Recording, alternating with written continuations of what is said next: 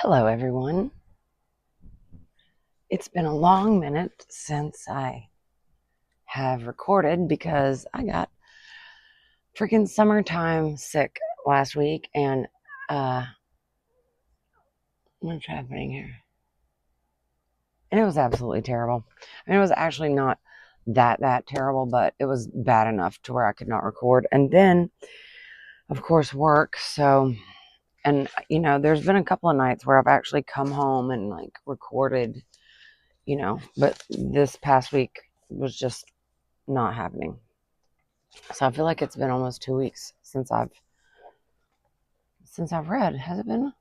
Anyways, so I'm trying to figure out exactly what part this is. I think it's part 9. I don't know. This book is long as hell, and it's not the most exciting read I've ever read, but we're doing it for the information, right? I mean, we're looking for BS here. So, anyways, we are in chapter 3. That much I remember. Now let's see.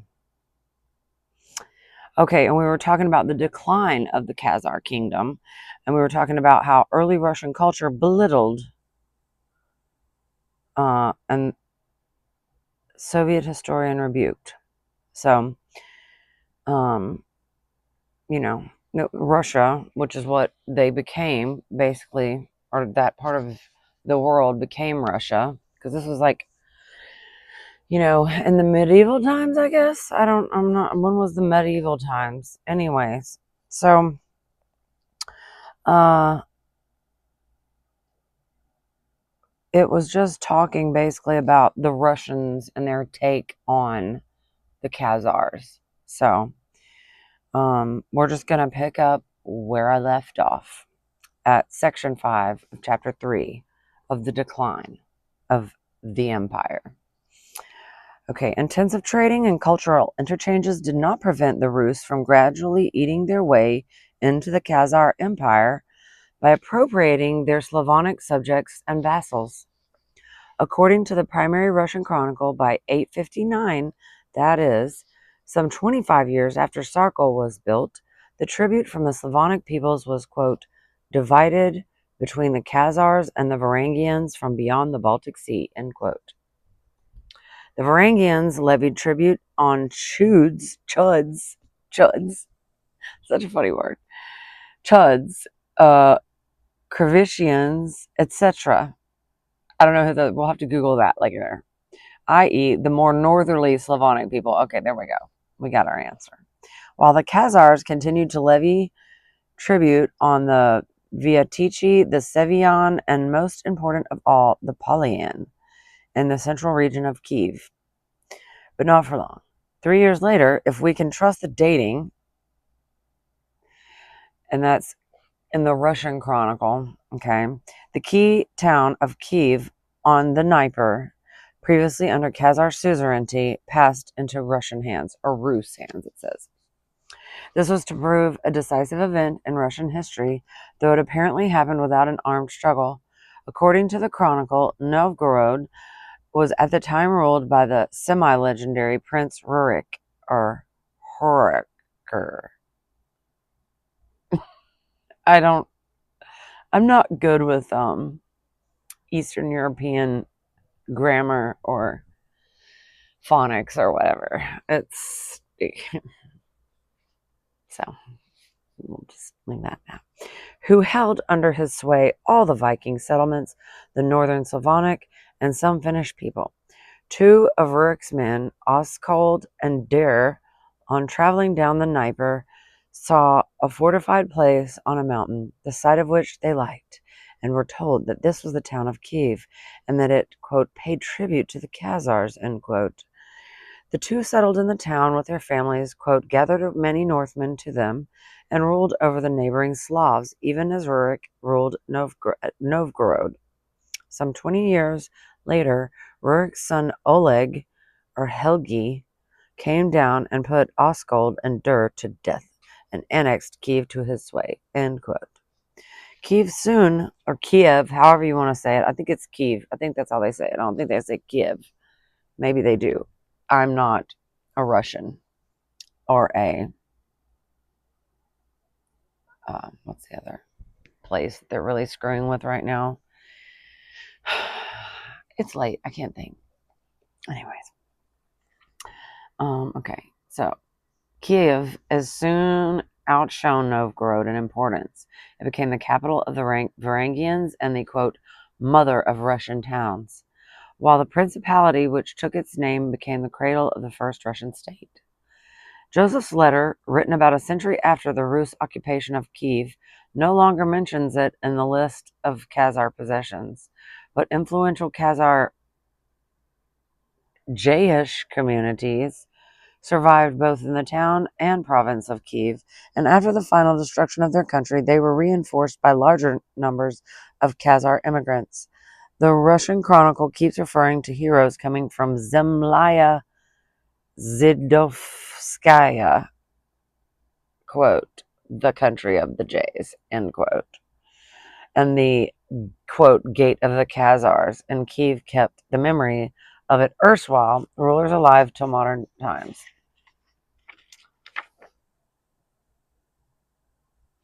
It was a weird sentence. Sorry.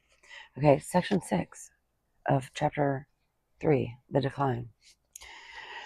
Okay, we have now progressed into the second half of the 9th century, and before continuing with the tale of the Russian expansion, must turn our attention to some vital developments among the people of the steppes, particularly the Magyars. These events ran parallel with the rise of the Rus power and had a direct impact on the Khazars and on the map of Europe. The Magyars had been the Khazars' allies and apparently willing vassals since the dawn of the Khazar Empire. Quote, the problem of their origin and early wanderings have long perplexed scholars, end quote, Macartney wrote. Elsewhere, he calls it, quote, one of the darkest of historical riddles, end quote. I bet it is. About their origin, all we know with certainty is that the Magyars were related to the Finns and that their language belongs to the so-called Finno-Ugrian language family, together with that of the Vogel and Ostyak people living in the forest regions of the northern Urals. Thus, they were originally unrelated to the Slavonic and Turkish nations of the steppes, in whose midst they'd come to live, an ethnic curiosity which they still are to this day. Modern Hungary, unlike other small nations, has no linguistic ties with its neighbors. That's interesting. The Magyars have remained an ethnic enclave in Europe, with the distant Finns as their only cousins. Very interesting. Now I want to go to Hungary. At an unknown date during the early centuries of the Christian era, this nomadic tribe was driven out of its erstwhile habitat in the Urals and migrated southward through the steppes, eventually settling in the region between the Don and the Kuban rivers, plural. They thus became neighbors of the Khazars, even before the latter's rise to prominence. For a while, they were a part of a federation of a semi-nomadic people, the Onagers, the 10 Arrows, or 10 tribes.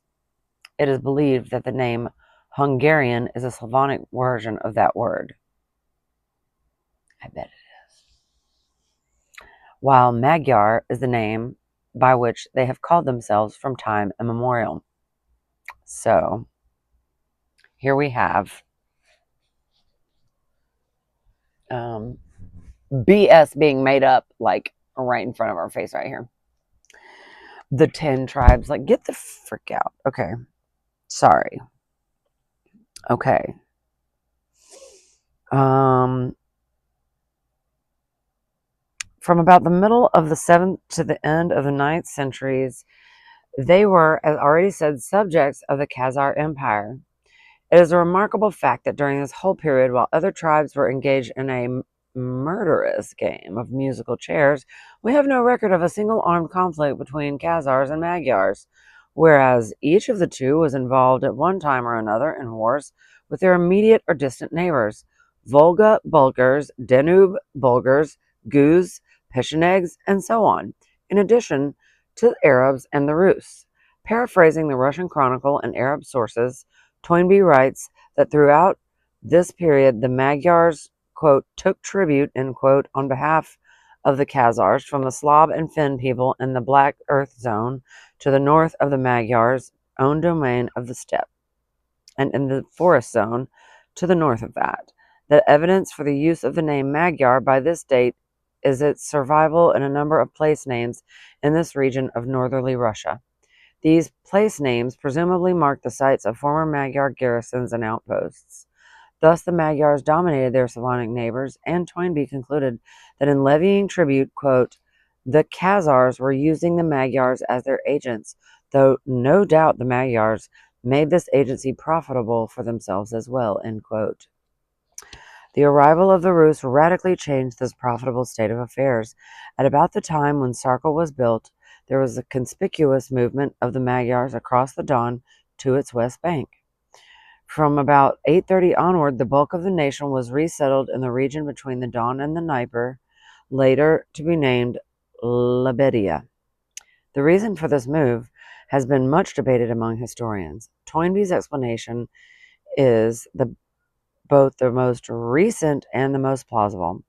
We may infer that the Magyars were in occupation of the steppe to the west of the Don by permission of their Khazar suzerains. Since the steppe country had previously belonged to the Khazars, and since the Magyars were the Khazars' subordinate allies, we may conclude that the Magyars had not established themselves in this Khazar territory against the Khazars' will. Indeed, we may conclude that the Khazars had not merely permitted the Magyars to establish themselves to the west of the Don, but had actually planted them there to serve the Khazars' own purposes. I believe that. The relocation of subject peoples for strategic reasons was a device that had been practiced by previous nomad empire builders. In this new location, the Magyars could help the Khazars to check the southeastward and southward advance of Tile Ros. The planting of the Magyars to the west of the Don will have been all of a piece with the building of the fortress Sarkel on Tile Don's eastern bank. What? Okay, whatever. Part 7. This arrangement worked well enough for nearly half a century. During this period, the relations between Magyars and Khazars became even closer, culminating in two events which left lasting marks on the Hungarian nation.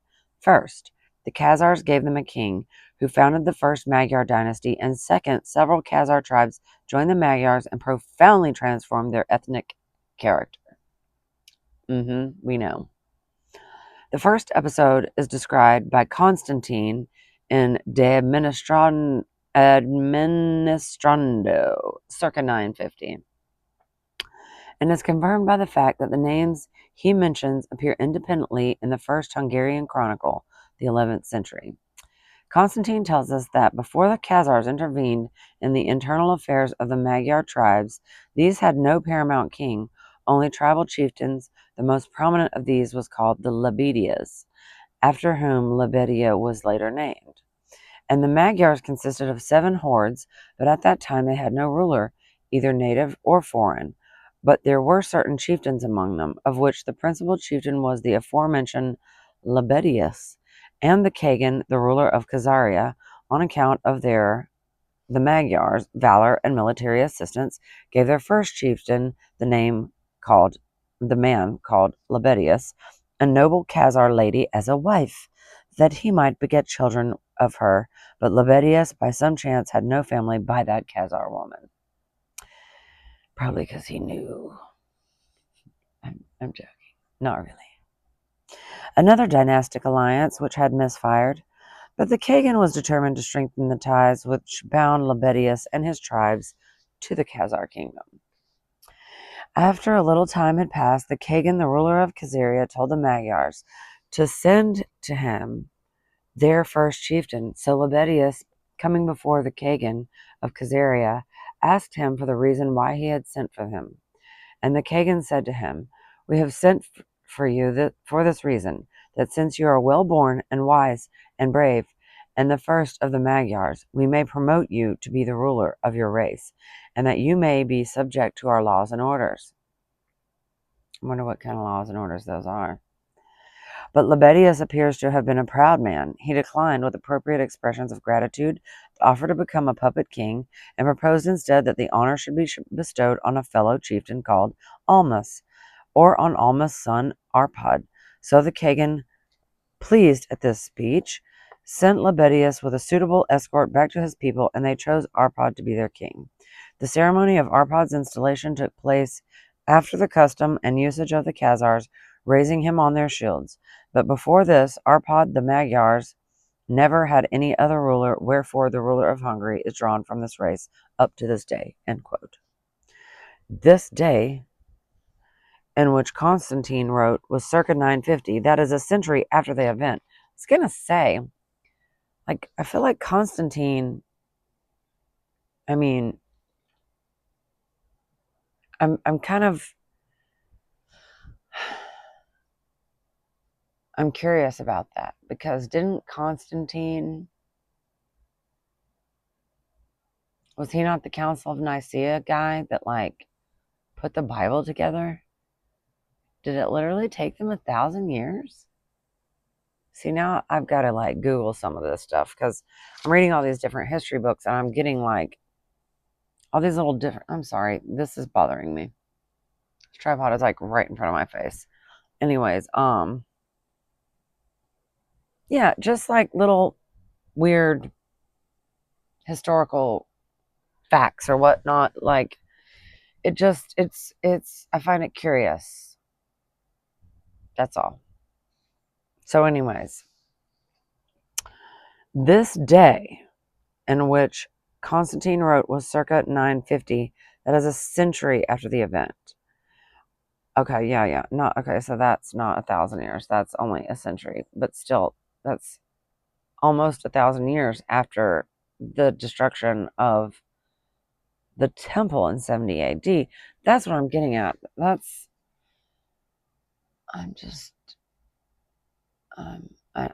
would need to see, like, I need to do, like, a timeline, like an actual timeline from what is said to have happened at, like, 180, and then kind of build that on up to this, using also Gunnar Hyacinth's theory that they have added 700 or 800 years to our calendar. If you haven't seen that presentation, go look up Gunnar, Gunnar, Hyacinth, Heinsohn. And I think he did, like, a presentation in Quebec or maybe Montreal, somewhere in Canada. Very interesting. Anyways, okay, so Arpad, in fact, led his Magyars in the conquest of Hungary. His dynasty reigned until 1301, and his name is one of the first that Hungarian schoolboys learn. The Khazars had their fingers in many historic pies. We see that.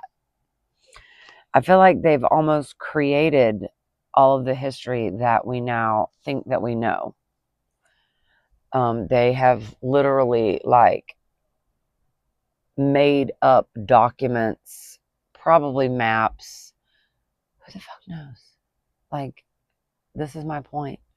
This is the bullshit. Everything we've been told is fucking bullshit. We don't know anything, and we really can't know anything. So, anyway, I digress. Section 8 of Chapter 3. The second episode seems to have had an even more profound influence on the Hungarian national character. At some unspecific date, Constantine tells us there was a rebellion, or an apostasia, which is, apostasy, for those of you that are religious or used to be religious or know what words mean. As part of the Khazar nation against their rulers. The insurgents consisted of 3 tribes, quote, which were called Kavars or Kabars, and which were of the Khazars' own race. The government prevailed. Some of the rebels were slaughtered, and some fled the country and settled with the Magyars, and they made friends with one another. They also taught the tongue of the Khazars to the Magyars. And up to this day, they speak the same dialect, but they also speak another language of the Magyars. Really? I wonder what dialect that would be. And because they proved themselves more efficient in wars and the most manly of the 8 tribes, i.e., 7 original Magyar tribes, plus the Khazars, and leaders and more. They were elected to be the first horde of, and there was one leader among them, and that is in the originally 3 hordes of the Khazars who exist to this day. End quote. I wonder who was writing that. Was that Constantine writing that? Okay, I guess so. To dot his I's, Constantine starts his next chapter with a list, quote, of the hordes of Khazars and Magyars. First is that which broke off from the Khazars, this above-mentioned horde of the Khazars, end quote, etc. The horde or tribe which actually calls itself, quote, Magyar comes only third. It looks as if the Magyars had received, metaphorically and perhaps literally, a blood transfusion from the Khazars. It affected them in several ways. First of all, we learn, to our surprise, that at least till the middle of the 10th century, both the Magyar and Khazar languages were spoken in Hungary. Several modern authorities have commented on this singular fact. Thus, Bury wrote, quote, the result of this double tongue is the mixed character of the modern Hungarian language, which has supplied specious arguments for the 2 opposite opinions as to the ethical affinities of the Magyars, end quote. Toynbee remarks that though the Hungarians have ceased to be bilingual long ago, they were so at the beginnings of their state, as testified by some 200 loan words from the old Chuvash dialect of Turkish, which the Khazars spoke. The Magyars, like the Rus, also adopted a modified form of the Khazar double kingship. Thus, Gardetzi, quote, their leader rides out with 20,000 horsemen. They call him Kanda. Hungarian is Kende. And this is the title of their greater king, but the title of the person who effectively rules them in Jula. And the Magyars do whatever their Jula commands, end quote. There was reason to believe that the first Julas of Hungary were Khazars. There is also some evidence to indicate that among the dissident Khazar tribes who de facto took over the leadership of the Magyar tribes, sorry about that, there were Jews or adherents of, quote, a Judaizing religion. I think that's probably more like it. It seemed quite possible, as Artamonov and Bartha have suggested, that the Khazar apostasia was somehow connected with or reaction against the religious reforms initiated by King Obadiah. Rabbinical law, strict dietary rules, Talmudic casuistry, might have gone very much against the grain of the steppe warriors in shining armor. If they professed, quote, a Judaizing religion, end quote, it must have been closer to the faith of the ancient desert Hebrews than to rabbinical orthodoxy. They may even have been followers of the fundamentalist sect of Karaites, and hence considered heretics, but this is pure speculation. I think the Karaites are like the most normal out of all the groups of the Jays, bro. They actually, I think, just legit follow Torah. They don't add or take away anything. I could be wrong about that, but that's what I have learned. Anyways, okay, we are now on section 9 of chapter 3, the decline. The close cooperation between Khazars and Magyars came to an end when the latter, AD 896, said farewell to the Eurasian steppes, crossed the Carpathian mountain range, and conquered the territory which was to become their lasting habitat. The circumstances of this migration are again controversial, but one can at least grasp its broad outlines.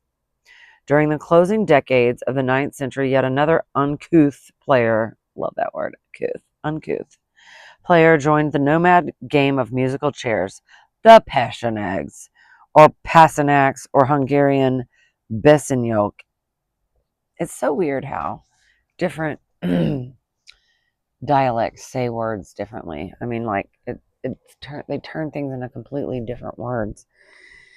Anyways, so what little we know about this Turkish tribe is summed up in Constantine's description of them as an insatiably greedy lot of barbarians who for good money can be bought to fight other barbarians and the Rus. They lived between the Volga and the Ural rivers under Khazar suzerainty, according to Ivan Rusta. The Khazars, quote, raided them every year, end quote, to collect the tribute due to them. So it was really greedy. Toward the end of the 9th century, a catastrophe of a nature by no means unusual befell the Pechenegs. They were evicted from their country by their eastern neighbors. These neighbors were none other than the Gus, or Oghuz, from Ivan Fadlan, whom Ivan Fadlan so much disliked, one of the inexcusable number of Turkish tribes which from time to time cut loose from their Central Asiatic moorings and drifted west. The displaced Pechenegs tried to settle in Khazaria, but the Khazars beat them off. This seems to be the plausible interpretation of Constantine's statement that, quote, the Gus and the Khazars made war on the Pechenegs, end quote. The Pechenegs continued their westward trek, crossed the Don, and invaded the territory of the Magyars. The Magyars, in turn, were forced to fall back further west into the region between the Dnieper and the Sereth rivers. They called this region Edel-Kots, the land between the rivers. They seem to have settled there in 889, but in 896 the Pechenegs struck again, allied to the Danube Bulgars, whereupon the Magyars withdrew to present-day Hungary.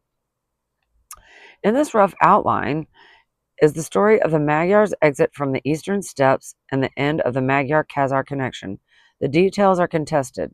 Some historians maintain with a certain passion that the Magyars suffered only one defeat, not two, at the hands of the Pechenegs, and that Edel-Kots was just another name for Lebedia, but we can leave these quibbles to the specialist. More intriguing is the apparent contradiction between the image of the Magyars as mighty warriors and their inglorious retreat from successive habitats. Thus we learn from the Chronicle of Hincmar of Rheims that in 862 they raided the fast Frankish Empire. Fast, maybe that's a typo. Maybe it's East. I feel like fast Frankish Empire is kind of a weird... Maybe it is fast. I don't know. The first of the savage incursions which they were to terrorize Europe during the next century. We also hear of a fearful encounter which Saint Cyril, the apostle of the Slavs, had with a Magyar horde in 860 on his way to Khazaria. He was saying his prayers when they rushed him at Luporum Mor Ululantes, quote, howling in the manner of wolves, end quote. His sanctity, however, protected him from harm. Another chronicle mentions that the Magyars and the Khazars came into conflict with the Franks in 881, and Constantine tells us that, some 10 years later, the Magyars, quote, made war upon Simeon, ruler of the Danube Bulgars, and trounced him soundly, and came as far as Preslav, and shut him up in the fortress called Mundraga, and returned home, end quote. How is one to reconcile all these valiant deeds with the series of retreats from the Don into Hungary, which took place in the same period? It seems that the answer is indicated in the passage in Constantine immediately following the one just quoted.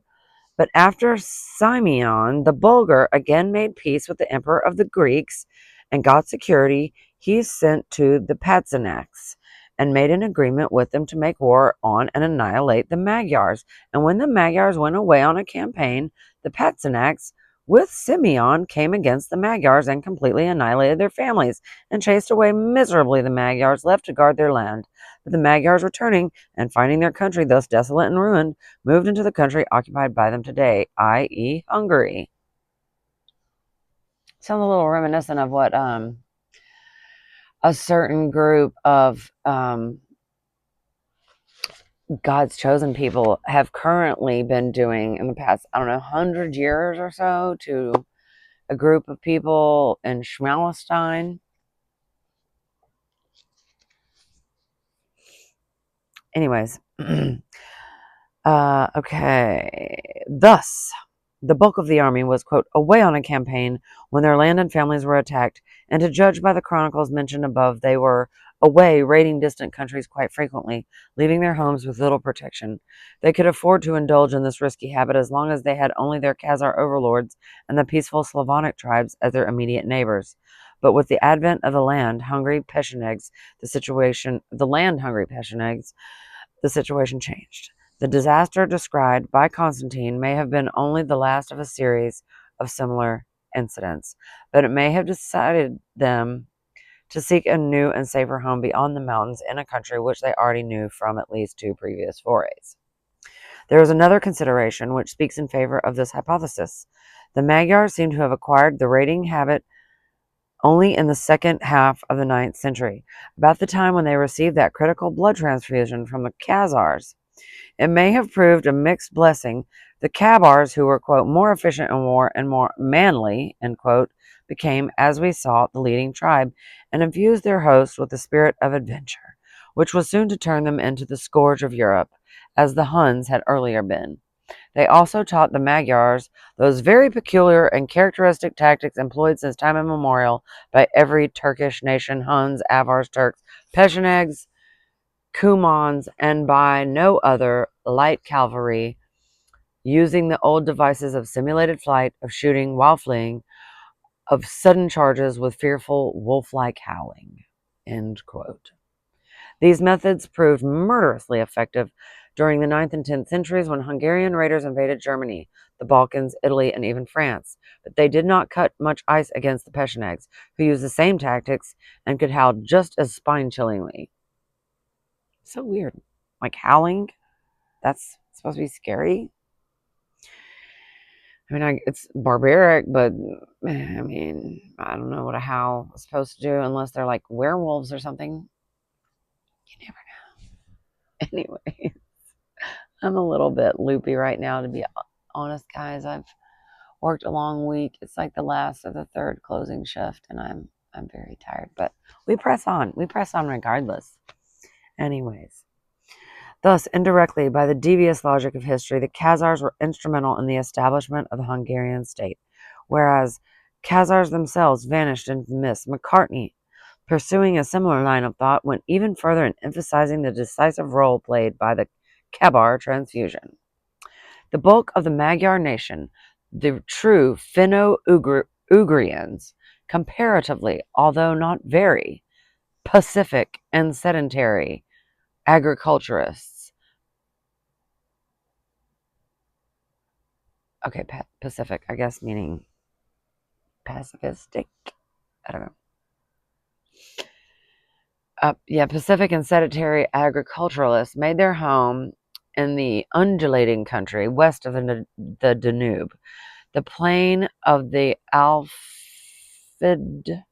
was occupied by the nomadic race of the Kabars, the true Turks, herdsmen, horsemen, and fighters, the driving force and the army of the nation. This was the race which in Constantine's days still occupied pride of place as the, quote, first of the hordes of the Magyars, end quote. It was, I believe, chiefly this race of Kabars which raided the Slavs and Russians from the steppe, led the campaign against the Bulgars in 895, in large part, and for more than half a century afterwards, was the terror of half Europe. And yet the Hungarians managed to preserve their ethnic identity. Quote, the brunt of 60 years of restless and remorseless warfare fell on the Khazars, whose ranks must have been thinned by it to an extraordinary extent. Meanwhile, the true Magyars, living in comparative peace, increased their numbers. End quote. They also succeeded after the bilingual period in preserving their original Finno-Ugric language in the midst of their German and Slav neighbors. In contrast, the Danube Bulgars, who lost their original Turkish language and now speak a Slavonic dialect. However, the Khabar influence continued to make itself felt in Hungary, and even after they became separated by the Carpathian Mountains, the Khazar-Magyar connection was not completely severed. According to Vassiliev,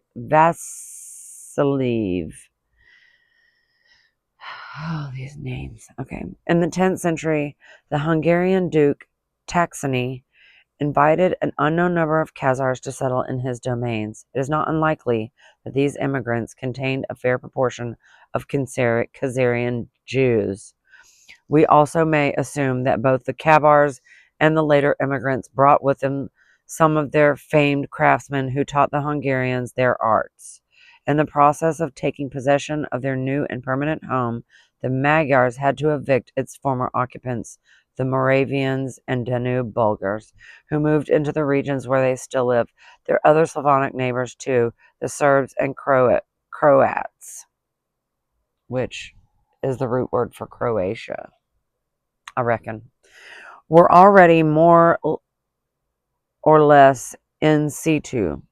Thus, as a result of the chain reaction which started in the distant Urals, Goose chasing Pechenegs, chasing Magyars, chasing Bulgars, and Moravians, the map of modern Central Europe was beginning to take shape. The shifting kaleidoscope was settling into a more or less stable jigsaw. Section 10. We can now resume the story of the Rus' ascent to power where we left it, the bloodless annexation of Kiev by Rurik's men around AD 862. This is also the approximate date when the Magyars were pushed westward by the Pechenegs, thus depriving the Khazars of protection on their western flank. It may explain why the Rus could gain control of Kiev so easily. But weakening of Khazar military power exposed the Byzantines, too, to attack by the Rus. Close to the date when the Rus settled in Kiev, their ships sailing down the Dnieper crossed the Black Sea and attacked Constantinople. Barry has described the event with much gusto. In the month of June AD 860, the Emperor Michael III, with all his forces, was marching against the Saracens. He had probably gone far when he received the amazing tidings which recalled him with all speed to Constantinople. A Russian host had sailed across the Euxine, or Black Sea, in 200 boats, entered the Bosphorus, plundered the monasteries and suburbs on its banks, and overrun the island of the princes. The inhabitants of the city were utterly demoralized by the sudden horror of the danger and their own impotence. The troops, tagmata, which were usually stationed in the neighborhood of the city, were far away with the emperor, and the fleet was absent. Having wrought wreck and ruin in the suburbs, the barbarians prepared to attack the city. At this crisis, the learned patriarch, Photius, rose to the occasion. He undertook the task of restoring the moral courage of his fellow citizens. He expressed the general feeling when he dwelt on the incongruity that the imperial city, quote, queen of almost all the world, end quote, should be mocked by a band of slaves, a mean and barbarous crowd. But the populace was perhaps more impressed and consoled when he resorted to the ecclesiastical magic which had been used efficaciously at previous sieges. The precious garment of the Virgin Mother was borne in procession round the walls of the city, and it was believed that it was dipped in the waters of the sea for the purpose of raising a storm of wind. No storm arose, but soon afterwards the Russians began to retreat, and perhaps there was not many among the joyful citizens who did not impute their relief to the direct intervention of the Queen of Heaven. The Queen of Heaven. Okay. We know who Mother Mary really is. Diana, Queen of Heaven. Okay. Anyways, that's a whole nother rant for a whole nother time, and we ain't got time for that. Okay. We may add, for the sake of piquantry, that the, quote, learned patriarch Photius, whose eloquence saved the imperial city, was none other than, quote, Khazar Face, who had sent Saint Cyril on his proselytizing mission. As for the Rus' retreat, it was caused by the hurried return of the Greek army and fleet. But Khazar Face had saved morale among the populace during the agonizing period of waiting. Toynbee, too, has interesting comments to make on this episode. In 860, he writes, the Russians, quote, perhaps came nearer to capturing Constantinople than so far have they ever come since then, end quote.